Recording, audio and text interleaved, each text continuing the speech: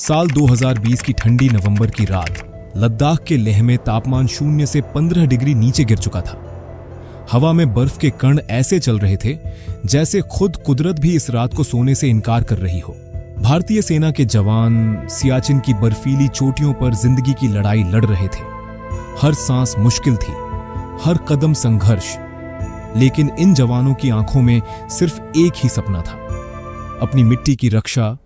उधर दिल्ली के पीएमओ में प्रधानमंत्री नरेंद्र मोदी अपने चैम्बर में बैठे अभी तक काम कर रहे थे। लाइट जल रही थी, चाय ठंडी हो चुकी थी, पर उनकी आंखें स्क्रीन पर टिकी थीं।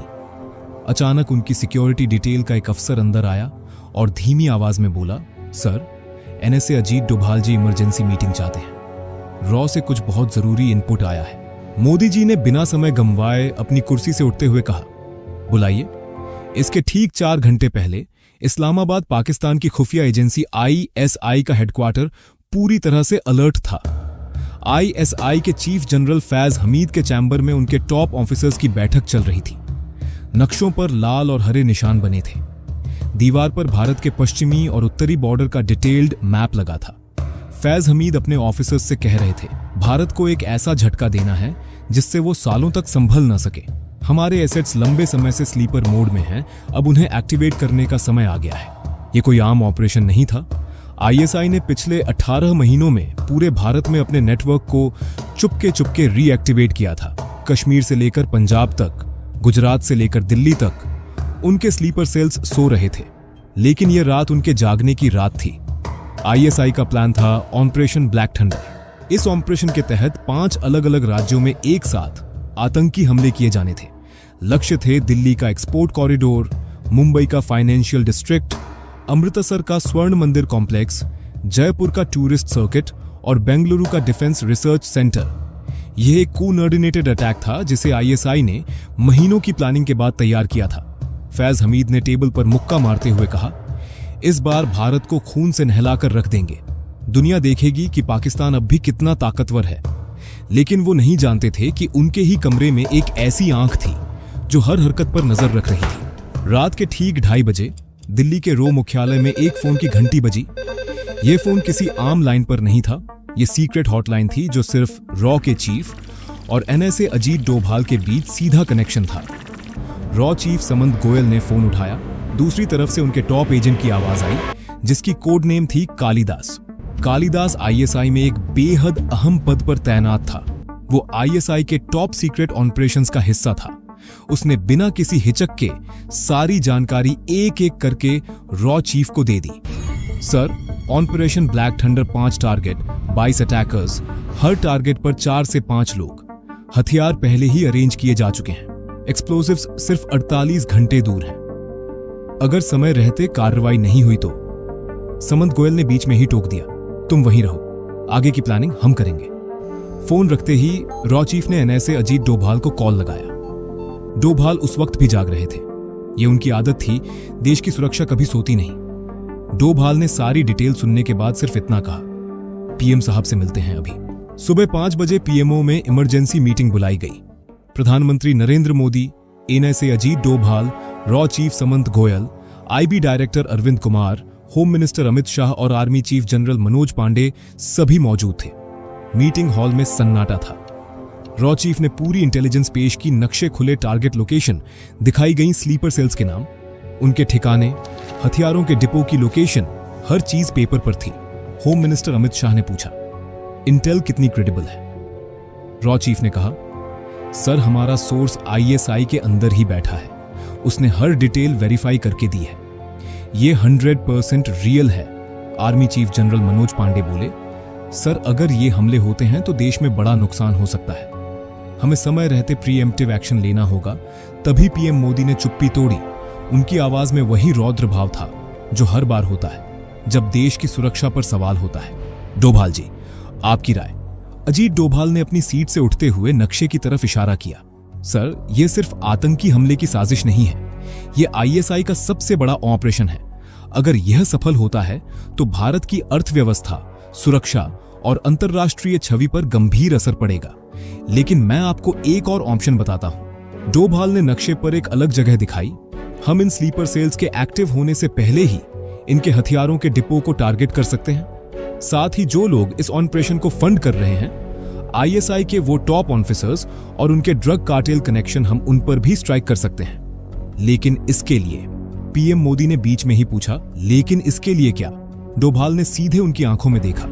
सर, इसके लिए हमें पाकिस्तान के अंदर घुसना होगा। ये ऑपरेशन सिर्फ भारत की सीमा के अंदर खत्म नहीं होगा। हमें उनके घर में जाकर उनकी नींद उड़ानी होगी। पूरे हॉल में सन्नाटा छा गया।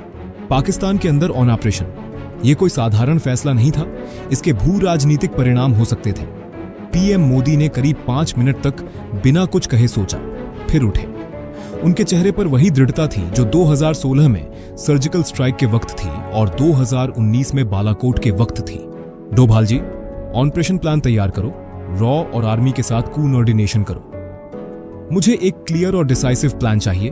हम इन्हें सबक सिखाएंगे कि भारत की मिट्टी पर बुरी नजर रखने की कीमत क्या होती है। अगले 36 घंटे रॉ और आर्मी के लिए सबसे बिजी घंटे थे।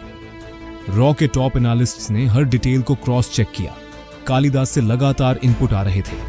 पाकिस्तान में जिन लोकेशंस पर आईएसआई के ऑपरेशनल हेड्स और ड्रग कार्टेल के ठिकाने थे, उन्हें पिन पॉइंट किया गया। आर्मी के स्पेशल फोर्सेस पैरा एसएफ के एक स्पेशलियन ग्रुप को अलर्ट किया गया।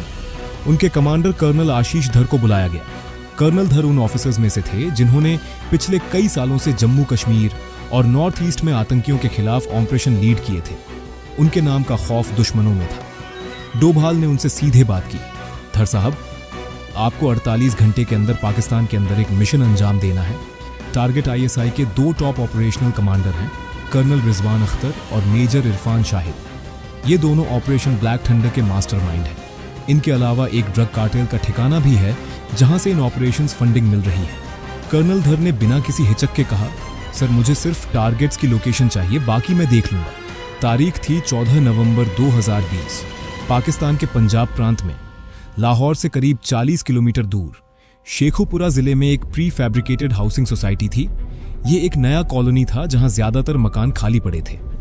इसी कॉलोनी के प्लॉट नंबर 17 में कर्नल रिजवान अख्तर छुपा हुआ था। वो आईएसआई का टॉप ऑपरेशनल कमांडर था। उसने पिछले 10 सालों में भारत में कई आतंकी हमलों की साजिश रची थी। वो जानता था कि भारत की एजेंसियां उसे ढूंढ रही हैं, इसलिए वो कभी एक जगह 2 दिन से ज्यादा नहीं रहता था। लेकिन इस बार वो अपने ही अंदाज में फंस गया था। रॉ ने उसकी हर हरकत पर नजर रखी थी। उसका फोन टैप किया गया था। उसकी लोकेशन हर 30 मिनट पर ट्रैक की जा रही थी। जिस रात वो शेखुपुरा के इस मकान में आया, रॉ को पता था रात के ठीक 1:30 बजे पैरा एसएफ के 12 कमांडोज ने भारत पाकिस्तान बॉर्डर पर एक रेकी की गई लोकेशन से बॉर्डर क्रॉस किया। ये कोई बड़ी टुकड़ी नहीं थी, ये एक छोटी, डेडली और सटीक टीम थी। उनके पास M four, carbine, silencer, thermal imagers और सैटेलाइट कम्युनिकेशन था। उनका रूट ऐसा चुना गया था जहां पाकिस्तानी सेंसर नेटवर्क की सबसे कमजोर पैठ थी। वो सांप की तरह रेंगते हुए पाकिस्तानी धरती पर दाखिल हुए। उधर शेखुपुरा में कर्नल रिजवान अपने 2 सुरक्षा कर्मियों के साथ मकान के अंदर सो रहा था। उसे नहीं पता था कि उसके मकान से सिर्फ 500 मीटर दूर भारत के वो शेर खड़े हैं जिन्होंने अपने हथियारों पर साइलेंसर लगा लिए थे।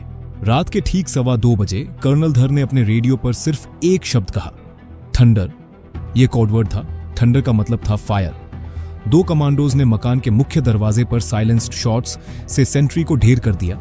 2 कमांडोज पीछे की दीवार फांदकर अंदर घुसे। अगले 45 सेकंड में 3 silenced shots, colonel Rizwan Akhtar और उसके 2 गार्ड तीनों ढेर। कमांडोज ने उसका लैपटॉप, फोन और कुछ दस्तावेज लिए और बिना कोई निशान छोड़े वहां से निकल गए। उसी रात दूसरा टारगेट मेजर इरफान शाहिद, जो आईएसआई का ड्रोन स्पेशलिस्ट था और जिसने पिछले 3 सालों में जम्मू कश्मीर में ड्रोन से हथियार गिराने की साजिशें रची थीं, वो रावलपिंडी के एक सुरक्षित ठिकाने पर था। उसका ठिकाना ज्यादा संवेदनशील था। वो एक मिलिट्री एरिया के करीब था।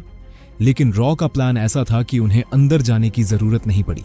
कर्नल धर की दूसरी टीम ने रावलपिंडी के बाहरी इलाके से एक ड्रोन लॉन्च किया। ये कोई आम ड्रोन नहीं था, ये इजरायली तकनीक से लैस था, मिनी हार्पी ड्रोन। ये ड्रोन 3 किलोमीटर दूर से ऑपरेट किया जा रहा था। उसने मेजर इरफान के घर को पिन पॉइंट किया और एक सटीक स्ट्राइक की। ड्रोन ने उसके घर की छत पर 2 किलो का सटीक विस्फोटक गिराया। इरफान शाहिद उसी कमरे में सो रहा था।